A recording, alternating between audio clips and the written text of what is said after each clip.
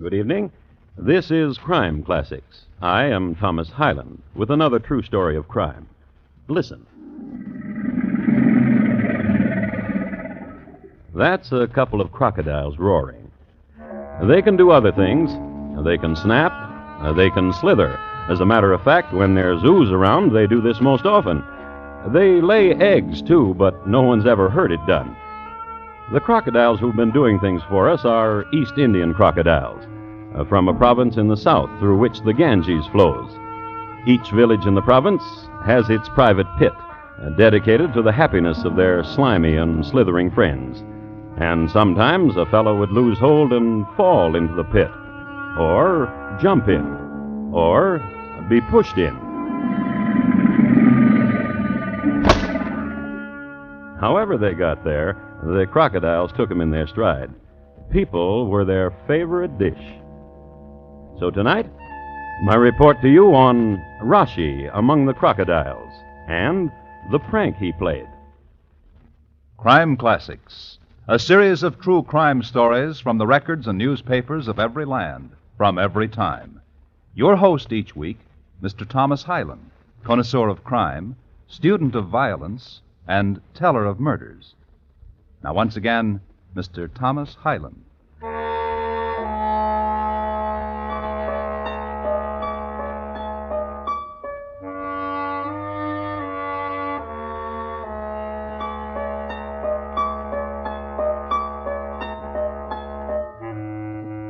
Where the Ganges edged the town of Mahadwat, it was not holy.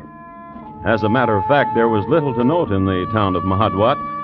True, there was the crocodile pit, but the crocs were smaller than in, for instance, the village of Gumbao, just 3 miles down the river.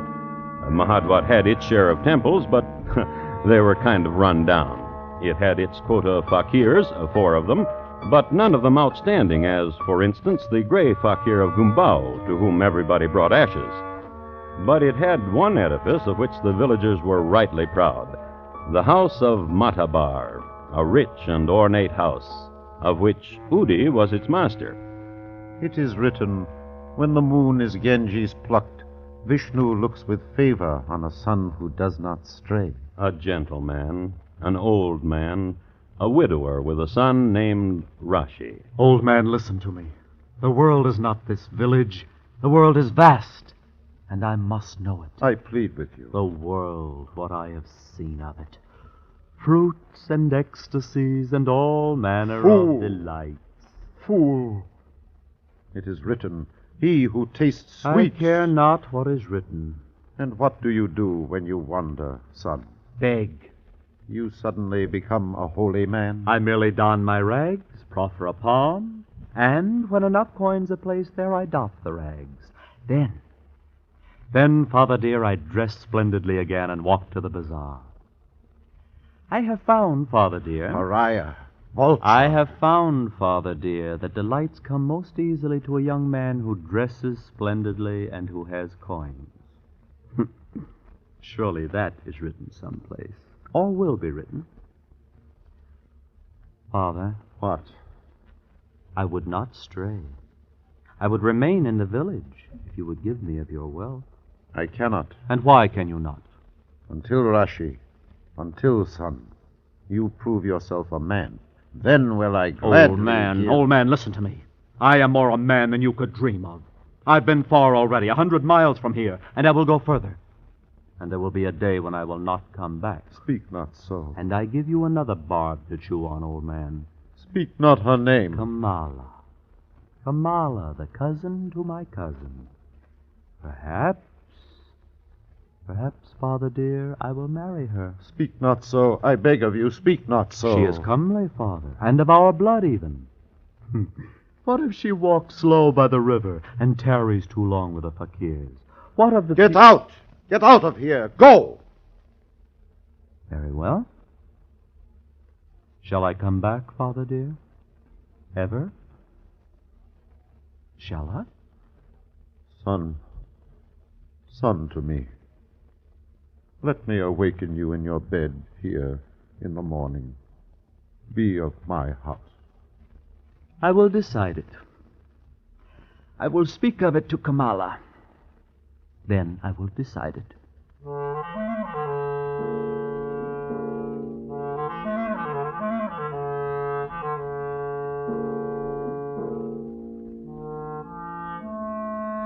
We have gleaned two things about Raschi. He was a gadabout who visited strange cities and begged the price of admission, and he was a bad son. Here's something else about him.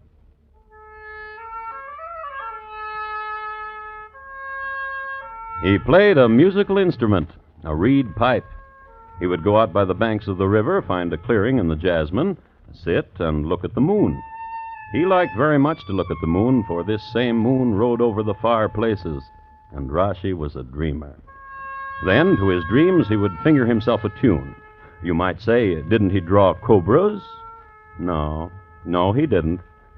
He drew his cousin's cousin, Kamala, who had a weakness for reed pipers, especially her cousin's cousin, Raschi. Blessed evening, Raschi. Of sadness is your song, and longing. Why longing, Raschi? I am here.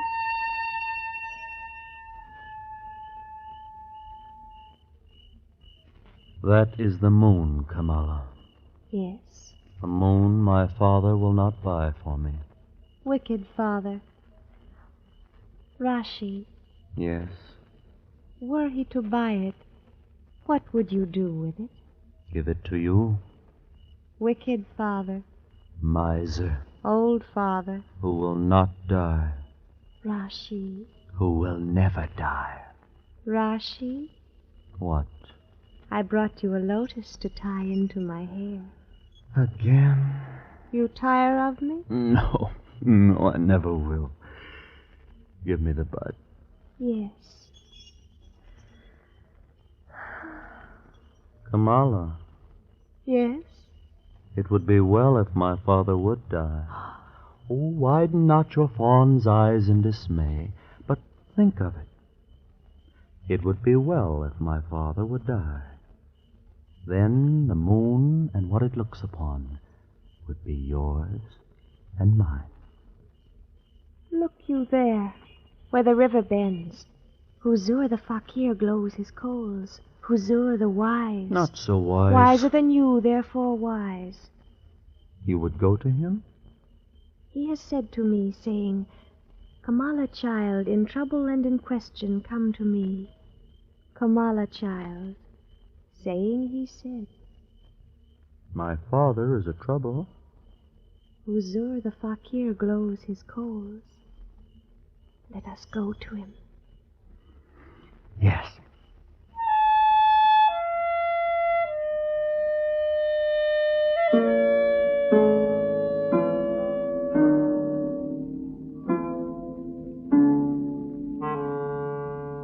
Near not yourself to the glowing coals, Kamala, child. I will be careful. Huzur, It is grievous, this riddle you present. How say you it again? the cousin to my cousin will tell it. The riddle is this. In a far place dwelt a wealthy man. He prized his gold and his jewels above all, save his son. His son to him was as the gentle rain and the shining stars. Yet, impoverished, he kept his son. And the riddle is this, Fakir. Would not the earth spin more easily if such a father would die and be delivered of his wealth to his noble son? I like riddles. Well, would not the earth spin more easily, as Raschi has said, if such a father... Rather consider such a son. If such a son be dead, would not the father have an easier time? 20 rupees, please. Do not pay him, Raschi. He has told you nothing. Not 1 rupee, Fakir. Very well. At least spread the coals for me so that I may walk and soon... Spread them yourself. Very well, child. Yet I wish a blessed evening to both of you. Blessed evening, Fakir. But no rupees. Come, Raschi. What shall we do, Kamala? We will think of something. How shall we start thinking? With evil. Let us try that, beloved.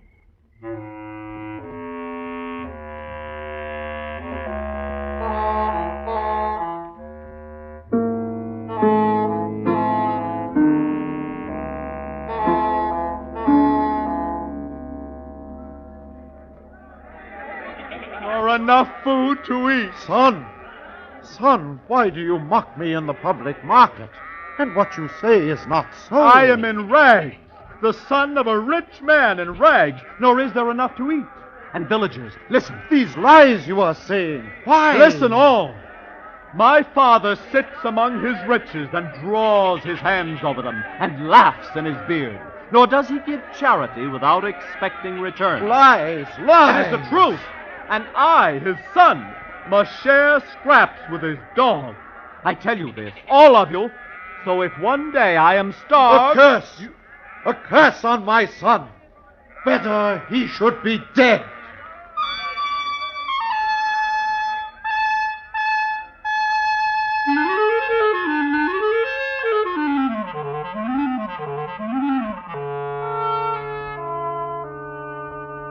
Which happened in the bazaar in the town of Mahadwat, so everybody heard it or was told about it.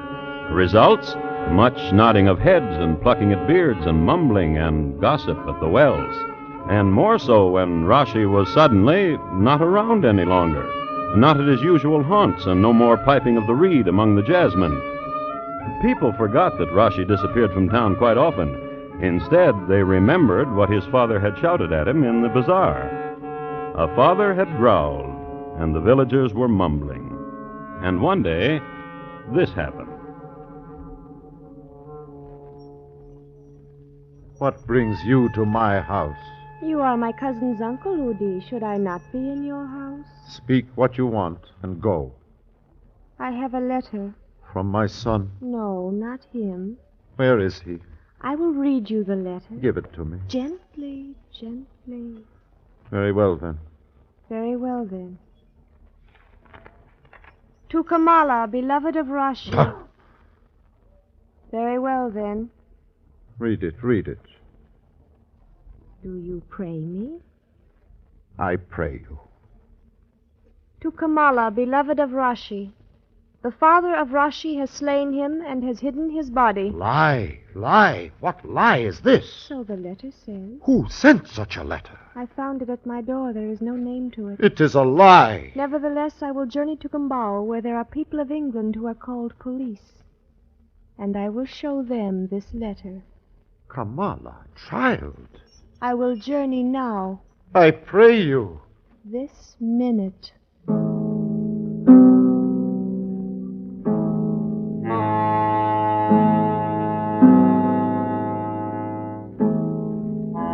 And she did.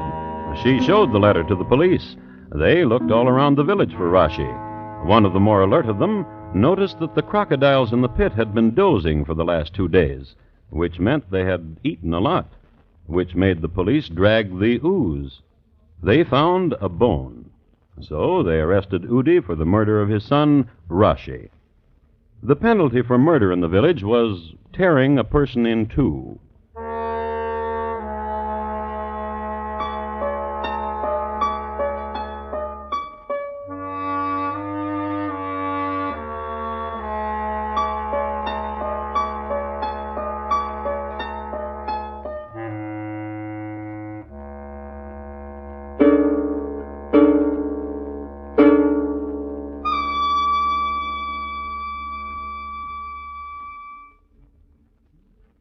You are listening to Crime Classics and your host, Thomas Hyland. This Friday night, hear the death bargain murder case, one of the most thrilling yet for Mr. Keene, tracer of lost persons. Under the terms of a strange agreement, 2 beautiful actresses find themselves in the shadow of violent death. It's a puzzler that calls for fast action and deduction by the old investigator, Mr. Keene of CBS Radio. Don't miss him Friday night on most of these same stations. And now, once again, Thomas Hyland and the second act of Crime Classics, and his report to you on Raschi among the Crocodiles and the prank he played.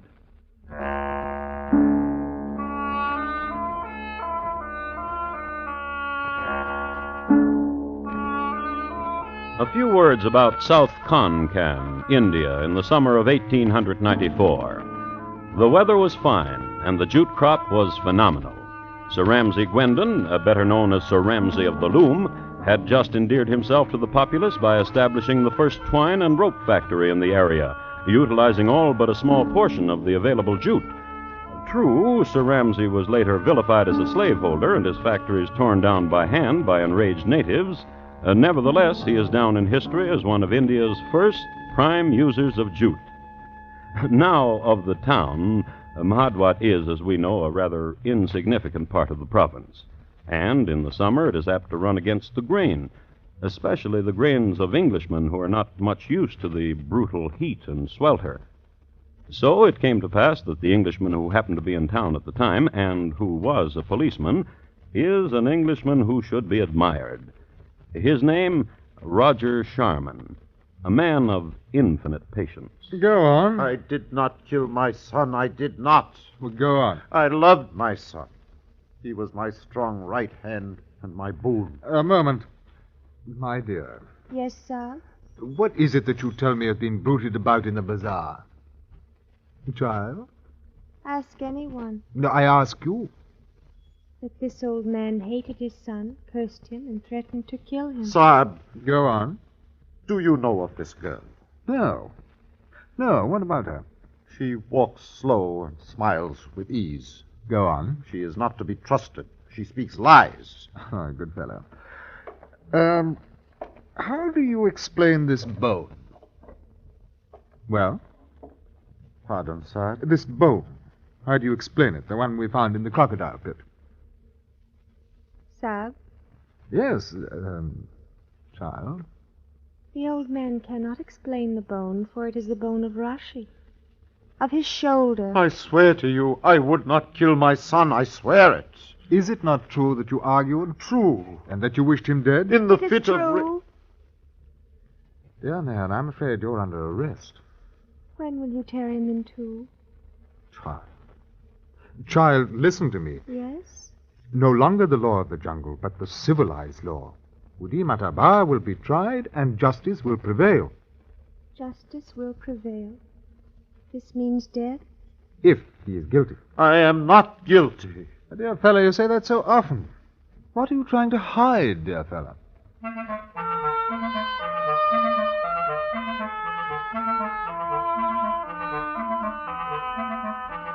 History is full of coincidences, not the least of which the fact that the Sikh Pedwar was at this very moment in the village studying fossils. Amazing, you say. Nevertheless, a fact. Sikh Pedwar, but lately returned from postgraduate study at Cambridge, was hunting bone shards and artifacts at the old formations outside of the village. And it was to him Inspector Roger Sharman came. I hope it won't be too much trouble, old boy. From this. Yes.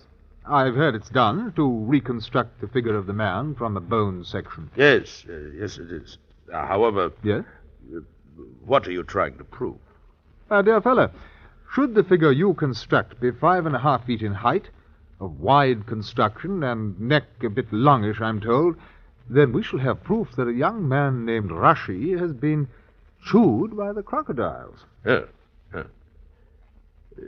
I'll do my best. Well said, old boy. Well said. And 2 days later, Roger sent a runner to Pedwar, asking for a progress report. Tell the sub I haven't yet begun to work on his project. And a week later, Some progress. Tell the sub to give me a fortnight. and in a fortnight, Tell the sub I'm sorry I was interrupted. My sister came of age and there was a celebration. and a week after that. Tell the sub he's welcome to come to see the reconstruction. Tell him I suggest he bring along the chap who's accused of the deed. Which the runner did. Good. Very good. Excellent. Thank you. Bully.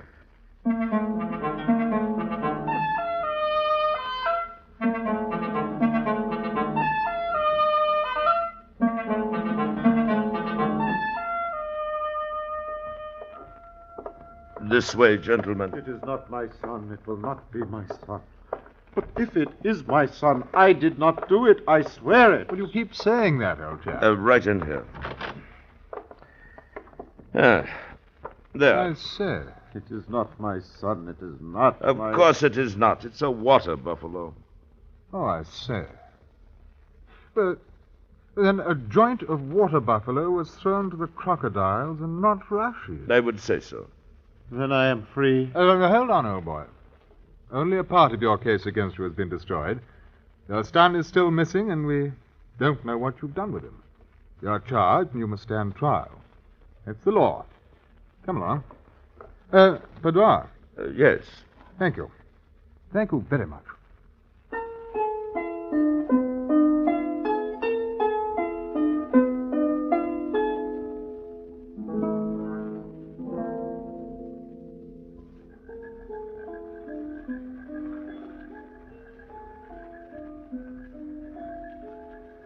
In the north, dear Kamala, towards Scotland, when the summer comes in gently, there are nights such as this. And are you very rich, Inspector? Oh, please, child, call me Roger.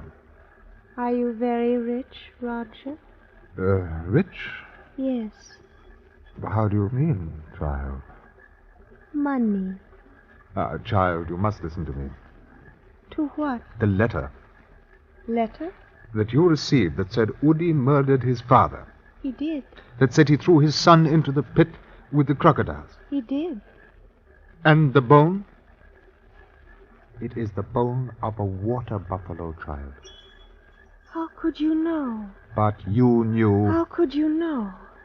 How wise you must be. And Raschi is alive. How very wise you must be. Is he alive? Come. I know a place nearby. Kamala. Come. No. Come. Kamala. Why? Kamala, you cannot let an old man die. If Raschi is alive... If Raschi is alive. If Raschi is alive. Find out if he is alive. Go.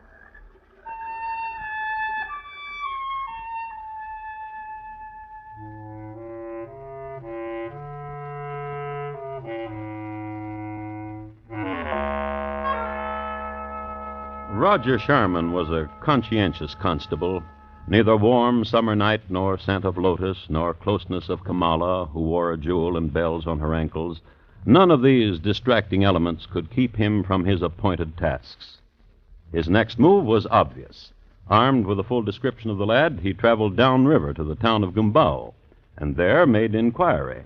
Raschi, of the village Mahadwat. Therefore a stranger to this village. Have you seen him? And the answer was no.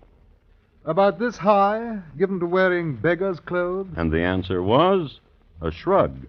So, journey to Maharashtra, and the inquiries. No, and the shrug. And to Pune of the fabulous temple of Shiva. And there was a beggar in front of it. Of the village Mahadwat? Exactly. And of this height? Precisely. And young? Yes. And nose not too prominent, nor yet too small? Yes. And dressed in rags beyond belief? Good, very good. And his name? Raschi. Of the village Mahadwat? Exactly. And of this height? Oh, yes, I understand, old boy. Only sporting. A week ago, Raschi of Mahadwat went to Shadur to the festival of Vishnu.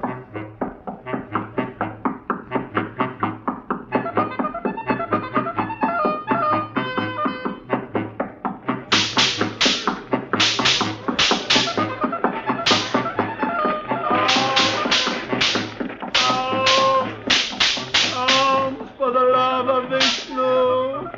Alms!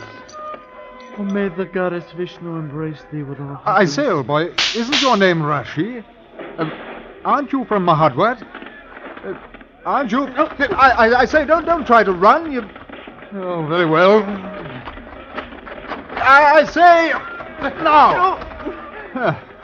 Don't tussle. No, it's useless. You know, you're caught. You're a prisoner of the crown. Now, come along.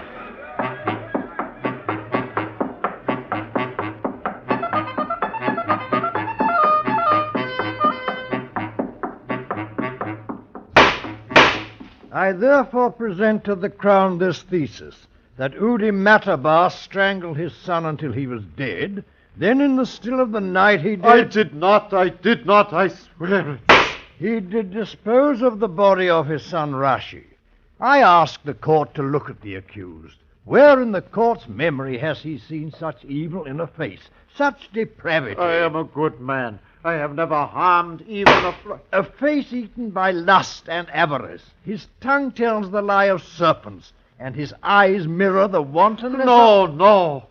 This is my face, but I'm older. So in summation, I ask that this symbol of wickedness incarnate be condemned to the gallows and... Let us through. I say let us through, won't you? What disturbance? I'm sorry to spoil the show, old boy. What is this? Well, there's been no murder, old boy. This bundle of rags is... Raschi, my son. It is I, Father. Ah, you see? What a show. Raschi. They would hang you. No. I knew you would come back. You knew? Yes. Because you are my son. Father. Yes. Once I was not your son. Now I am. Did you hear? Father. Yes, son. It is written, when the moon is Ganges plucked, Vishnu looks with favor on a son who does not stray. Well said, old boy. Bully.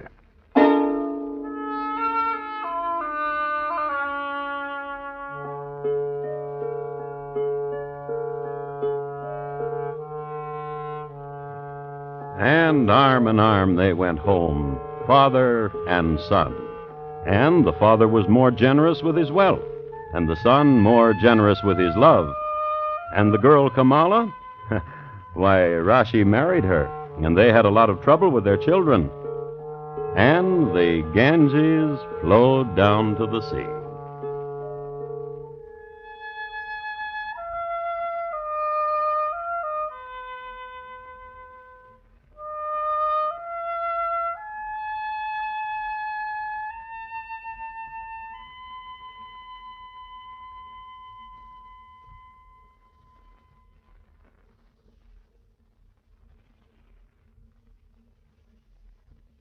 In just a moment, Thomas Hyland will tell you about next week's crime classic. Raschi Among the Crocodiles, tonight's crime classic, was adapted from the original court reports and newspaper accounts by Morton Fine and David Friedkin. The music was composed and conducted by Bernard Herrmann, and the program is produced and directed by Elliott Lewis. Thomas Hyland is portrayed on radio by Lou Merrill. In tonight's story, Jack Edwards was heard as Raschi, Jane Webb as Kamala, Edgar Barrier as Udi, and Ben Wright as Roger. Featured in the cast were William Conrad, Jack Crucian, and Eric Snowden, Bob Lamont speaking. And here again is Thomas Hyland. Next week, the Caribbees in the year 1704, when a girl could get a wedding present that meant something, like an island, even if it hurt her husband's career. My report to you will be on Blackbeard's 14th wife, why she was no good for him. Thank you. Good night. CBS Radio will follow you wherever you may go. So if you want the very best, tune us in and be our guest on CBS Radio.